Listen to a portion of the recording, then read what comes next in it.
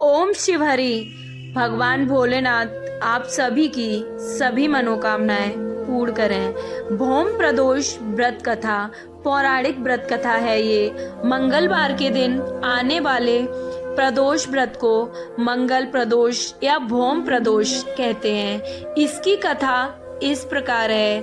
एक नगर में एक वृद्धा रहती थी। उसका एक पुत्र ही था। वृद्धा की हनुमान जी पर गहरी आस्था थी। वो हनुमान भक्त थी। वह प्रत्येक मंगलवार को नियम पूर्वक व्रत रखकर हनुमान जी की आराधना करती थी।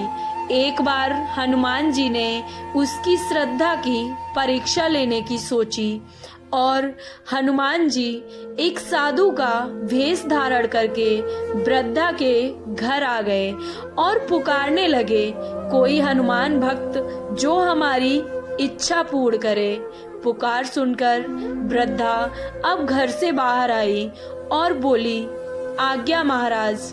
हनुमान जी जो कि साधु के वेश में थे बोले, मैं भूखा हूँ, भोजन करूँगा, तू थोड़ी जमीन लीप दे। वृद्धा दुविधा में पड़ गई। अंततः हाथ जोड़कर बोली, महाराज, लीपने और मिट्टी खोदने के लिए अतिरिक्त आप कोई दूसरी आज्ञा दें, मैं वह आपका आदेश अवश्य मानूंगी, उसे अवश्य पूर्ण करूंगी। साधु ने 3 बार प्रतिज्ञा कराने के बाद कहा, तू अपने बेटे को बुला, मैं उसकी पीठ पर आग जलाकर भोजन बनाऊंगा। यह सुनकर वृद्धा अत्यंत ही घबरा गई और बहुत ही चिंतित हुई, परंतु वह अब प्रतिज्ञाबद्ध थी। उसने अपने पुत्र को बुलाकर साधु के सुपुर्द कर दिया। भेषधारी साधु हनुमान जी ने वृद्धा के हाथों से ही उसके पुत्र को पेट के बल लिटाया और उसकी पीठ पर आग जलाई। आग जलाकर दुखी मन से वृद्धा अब अपने घर में चली गई। वृद्धा के अंदर जाते ही इधर भोजन बनाकर साधु ने वृद्धा को बुलाकर कहा, तुम अपने पुत्र को पुकारो ताकि वह भी आकर भोग लगा ले।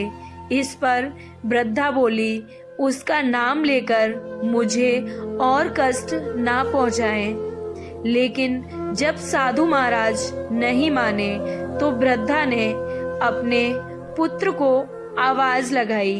अपने पुत्र को जीवित देखकर वृद्धा को बहुत ही आश्चर्य हुआ और वह साधु महात्मा के चरणों में गिर पड़ी और रोने लगी।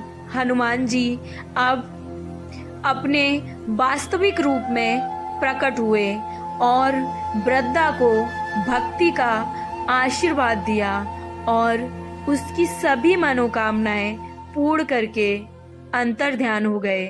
कथा अच्छी लगी हो तो कमेंट बॉक्स में ओम नमः शिवाय जरूर लिखें। वीडियो को लाइक और चैनल को सब्सक्राइब करना ना भूलें। ओम नमः शिवाय।